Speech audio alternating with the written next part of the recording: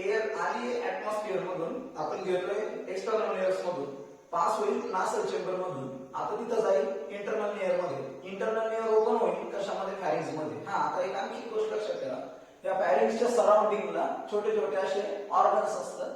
These are lymphoid organ called as tonsils. त्याला आपण काय बोलतो, टॉन्सिल्स, जे लिम्फला स्टोअर करतात. ओके, लक्षात ठेवा, लिम्फ हे आपण ऑलरेडी पण सांगितलेले आहे का, लिम्फ काय असतं, blood minus RBC, platelets and plasma protein. Blood मधून एवढ्या गोष्टी वजा करायच्या, राहणाऱ्या मटेरियलला काय म्हणायचं, लिम्फ. ठीक आहे, तर या लिम्फला स्टोरेज करणारे ऑर्गन असतात, that is a tonsil surrounding to the pharynx. Okay, हा, आता आपण एअर फॅरिंग्स मधून पास होईल आणि कशामध्ये एंटर करेल, लॅरिंग्स मध्ये एंटर करेल. ठीक आहे, आता आपण कोणता पार्ट डिस्कस करणार आहे, लॅरिंग्सचा.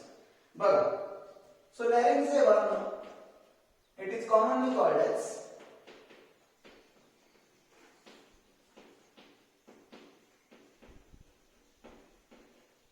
Sound box.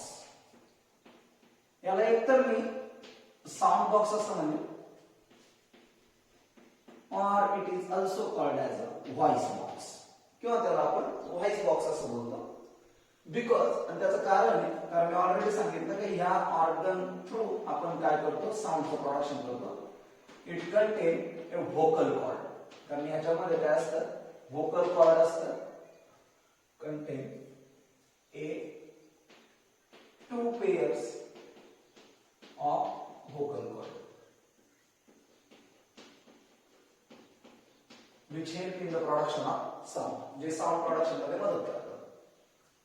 दुसरी सगळ्यात महत्त्वाची गोष्ट आहे about the larynx. It is commonly called as Adam's apple. Okay, याला आपण आणखी एक नाव देऊ शकतो,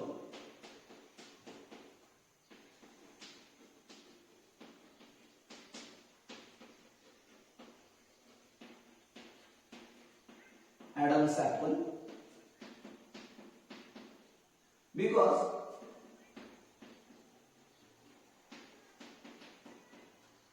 its size is increases at the time of puberty. म्हणजे जशी प्युबर्टीची कंडिशन येते, प्युबर्टीला जर खूप सिस्टमॅटिक पद्धतीमध्ये सांगितलं तर प्युबर्टीचा अर्थ काय, it is an age at which a sexual organs become mature. जे सेक्शुअल ऑर्गन्स असतात, गोनॅड्स आपण ज्याला बोलतो, ते मॅच्युअर्ड होतात. ओके, त्याला आपण काय बोलतो, दॅट इज अ प्युबर्टी. ठीक आहे, सो याला आपण ॲडम्स ऍपल असं बोलतो. यांची साईज प्युबर्टीच्या टाइममध्ये इन्क्रीज होते ओनली इन अ मेल मध्ये, आणि म्हणून मेल मध्ये हे जे स्ट्रक्चर आहे हे प्रॉमिनंटली दिसते. ठीक आहे, इथपर्यंत लक्षात आहे. म्हणून पहिली गोष्ट लक्षात ठेवा की लॅरिंग्सला आपण साऊंड बॉक्स बोलतो किंवा व्हॉइस बॉक्स बोलतो, because it contain 2 pair of vocal cord. It is commonly called as Adam's apple, याला आपण ॲडम्स ऍपल बोलतो, because it size is increases, कारण त्याची साइज इन्क्रीज होते at the time of puberty. Okay, only in a male. Okay, म्हणून male मध्ये ते prominently दिसते. आता तिसरी महत्त्वाची गोष्ट कळलं लॅरिंग्स बद्दल. बघा, लॅरिंग्स जे, ओके, ह्याच्यामध्ये 2 पेअर ऑफ व्होकल कॉर्ड आहे. Okay, so the upper pair called false vocal cord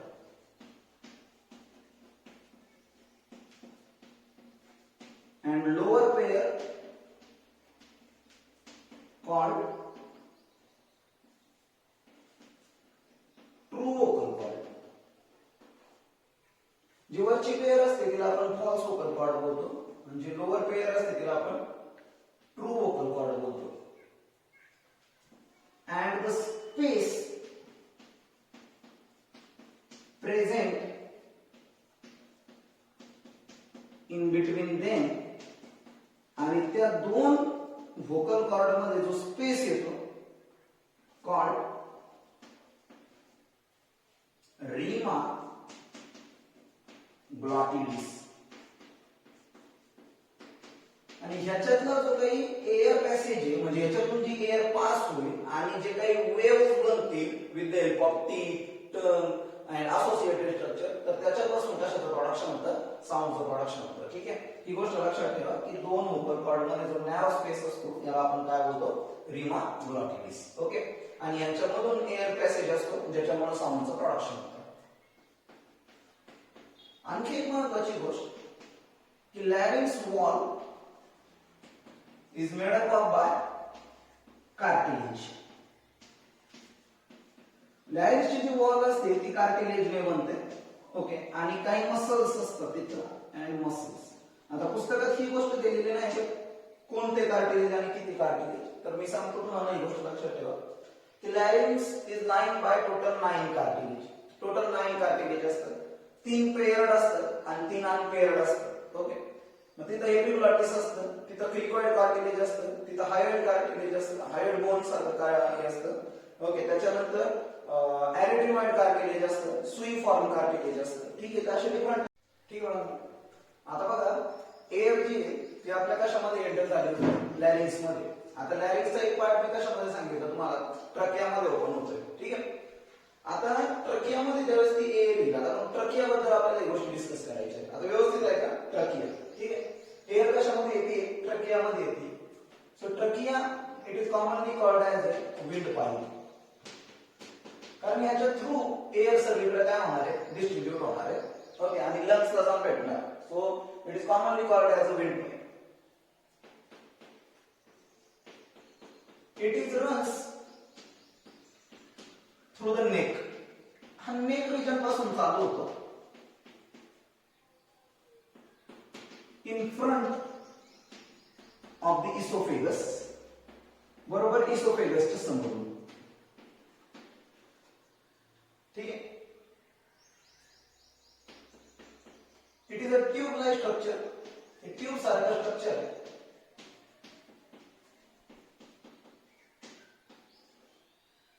major about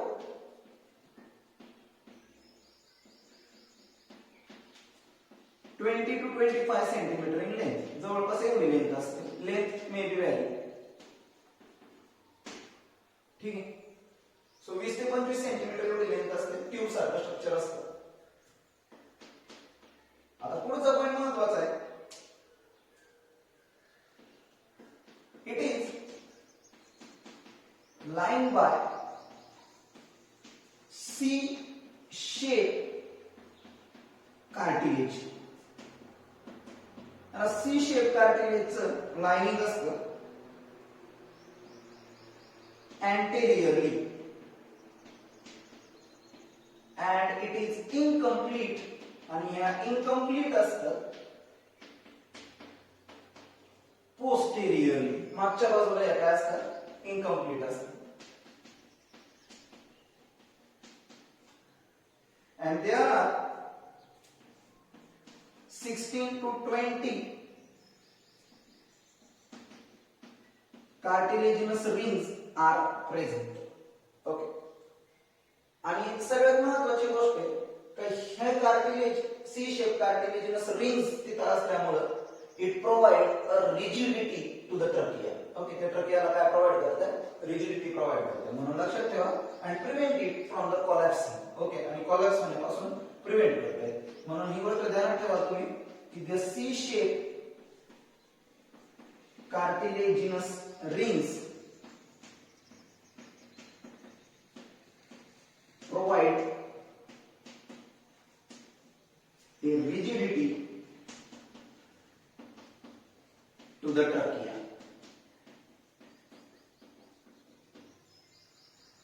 आता ट्रकिया मधून, ट्रकियाचा जो डिस्कल एंड आहे, खालचा एंड आहे, at the 5th thoracic vertebra, म्हणजे जो काय 5वा thoracic vertebra आहे त्याच्यापासून ट्रकियाचा पार्ट असा काय होतो, डिवाइड होतो. आता तुम्ही कन्सिडर करा, हा पार्ट जो आहे हा ट्रकियाचा पार्ट आहे. त्याला अशा समोरच्या बाजूने सी शेप कार्टिलेजिनस रिंग्स आहे, आणि हा त्याचा डिस्टल म्हणजे सगळ्यात खालचा एंड आहे, आणि इथं 5th thoracic vertebra. So now the distal end of the trachea get divided at the 5th thoracic vertebra. and give rise to a tube-like structure, and that tube-like structure is called as a bronchi. याला आपण काय बोलतो? Bronchi, which is a main primary bronchi. Okay, याला आपण काय बोलतो? Primary bronchi. म्हणून आता आपण नेक्स्ट पार्ट इथे डिस्कस करणार आहे, that is bronchi and bronchioles.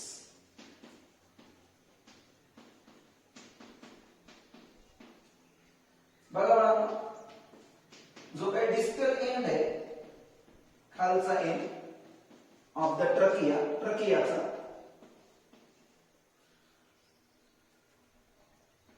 at fifth thoracic vertebra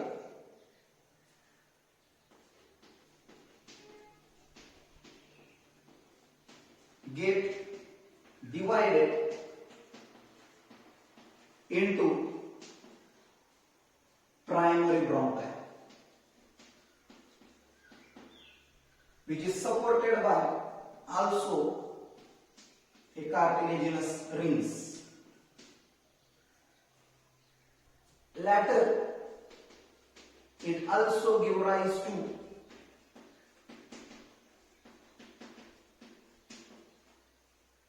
secondary and tertiary bronchi.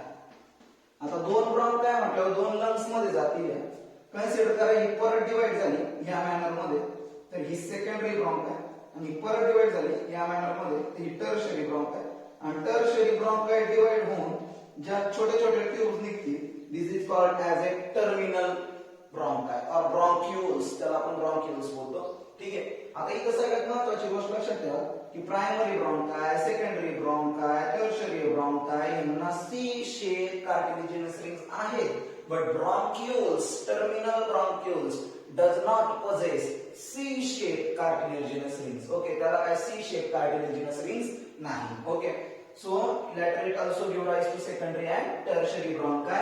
आणि second point आपण लिहिणार, tertiary bronchi get divided, हे divide होणार into terminal bronchiole,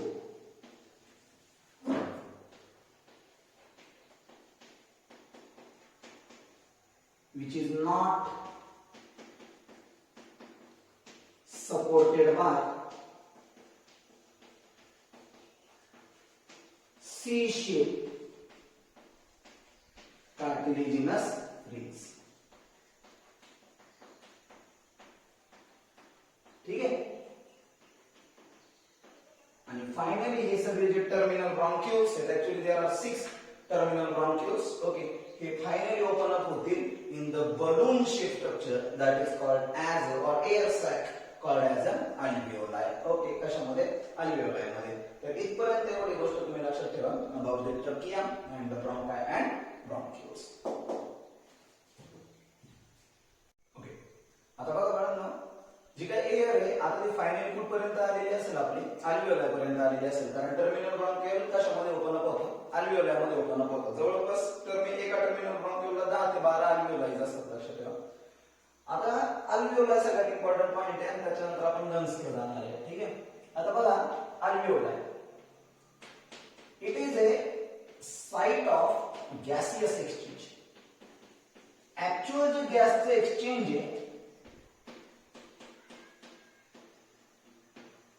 हे सगळं कशामध्ये चालतं? alveoli मध्ये चालतं. ठीक आहे.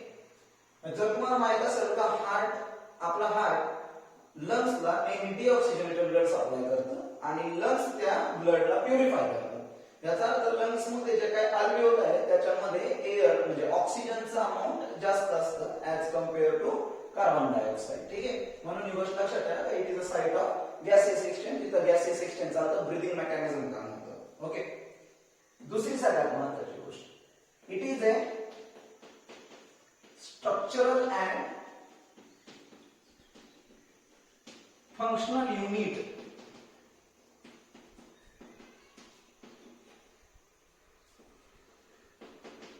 of the lungs. लंग्सचं जे पूर्ण स्ट्रक्चर बनतं आणि लंग्सचं जे काय फंक्शन परफॉर्म होतं ते सगळं कोण करतं? alveoli करतं. ठीक आहे. It is highly vascular structure, इथं कंटिन्युअसली ब्लड सप्लाय असतो अँड इंटरनली आणि आतून इट इज लाईन बाय अल्व्हेओलायची जी लाइनिंग आहे, it is line by squamous epithelium, squamous epithelium. Alveoli actually air sacs असतात लक्षात ठेवा of the lungs.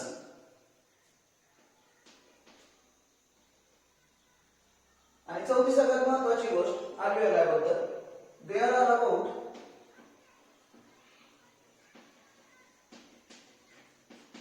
700 million of alveoli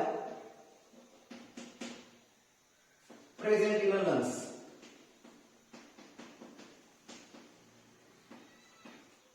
Which provide a large surface area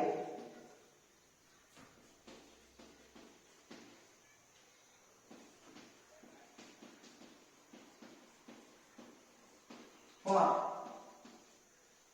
gaseous exchange.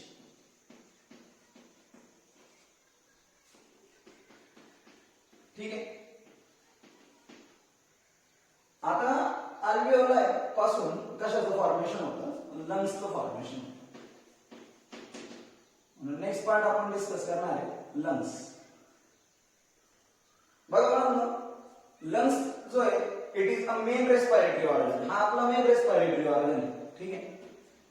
So it is main respiratory organ.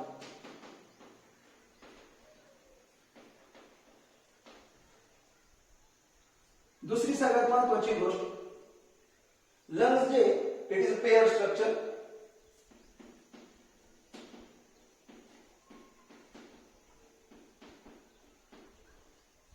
हे pair structure आहे, pinkish in colour, pinkish कलरचं आहे and hollow organ, आणि hollow organ आहे.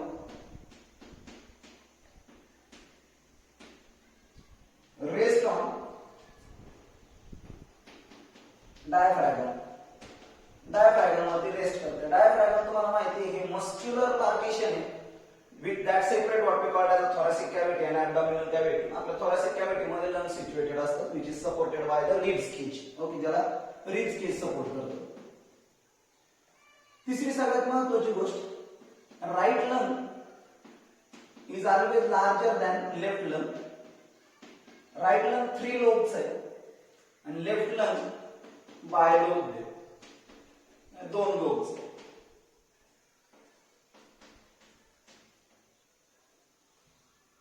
आणि सगळ्यात महत्वाची गोष्ट लक्षात ठेवा की जे लंग्स आहे are enclose in a sac like structure. हे एका सॅक लाइक स्ट्रक्चरने एनक्लोज होतात नेहमी.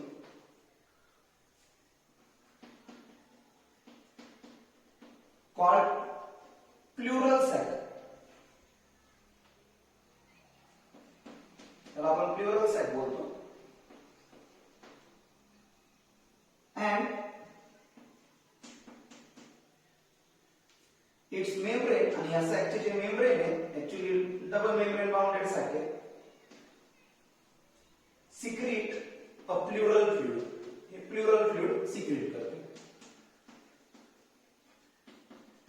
ठीक आहे. आता सगळ्यात महत्वाची आणखी एक गोष्ट आहे का आपलं जे लेफ्ट लंग असतं, आता तुम्ही कन्सिडर करा हा आपला एक लंग्सचा पार्ट आहे.